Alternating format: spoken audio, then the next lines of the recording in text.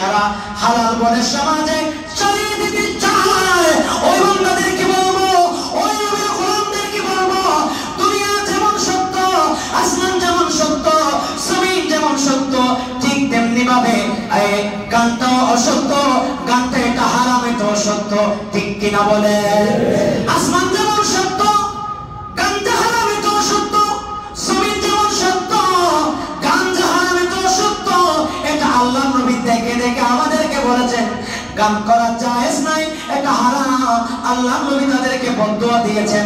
আর এক হাদিসে আল্লাহ নবীর সাহাবী হযরত ওমর ডাক দিয়ে বলেন, মক্কার ভূখণ্ড থেকে আল্লাহর নবীর সাহাবী হযরত ওমর এক জায়গা থেকে আরেক জায়গায় যাচ্ছিলেন। দেখা যাচ্ছে কিছু মানুষ গান বাজনা করতেছে। আল্লাহর নবীর সাহাবী বলে, কেউ যদি শয়তান দেখতে চাও, এই মানুষটাকে দেখো, যে মানুষটা গান বাজনা করতেছে, এখান থেকে বুঝে নিতে হবে গান বাজনা করা এটা হারাম। গান বাজনা যেহেতু হারাম, এটা শোনা কি জায়েজ আছে নাকি? এটা আমাদের সিদ্ধান্ত।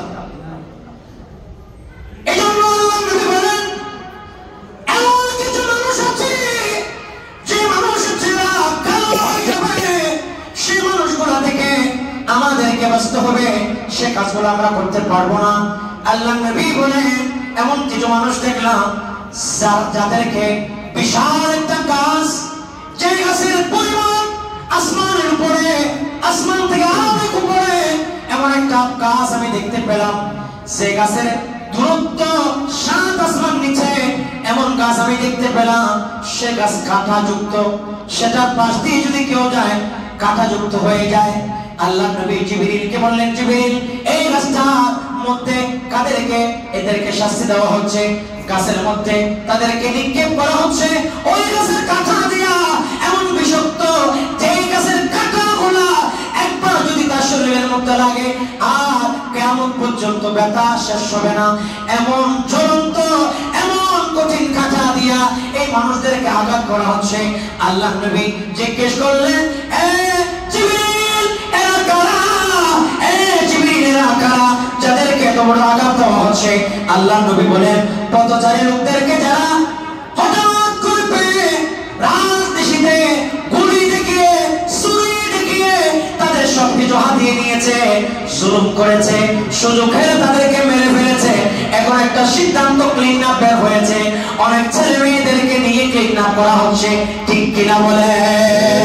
এজন্য আল্লাহ নবী হাদিসে মুবারকার মধ্যে বলেন, হাদিস শরীফের মধ্যে বলেন, যারা মানুষের সন্তানকে কিডন্যাপ করে নেয়, যারা মানুষের সন্তানকে কিডন্যাপ করে টাকার জন্য, দ্বন্দ্বের জন্য, মানুষদেরকে হত্যা করে, জুলুম অত্যাচার করে, তাদের জন্য আল্লাহর নবী শাস্তি দিয়েছে। তাদের আযাব ওই জাহান্নামের মধ্যে হবে, এমন একটি কাঁটা, সেই কাঁটা একবার যদি তার শরীরের মধ্যে লাগে, কিয়ামত পর্যন্ত সেই ব্যথা আর শেষ হবে না, ঠিক কিনা? এজন্য আমি সময় সংক্ষেপ লম্বা করা যাবে না, জাহান্নামের অনেক হাদিস আমি আপনাদের জন্য এনেছিলাম, কিন্তু সময় স্বল্পতার কারণে জাহান্নাম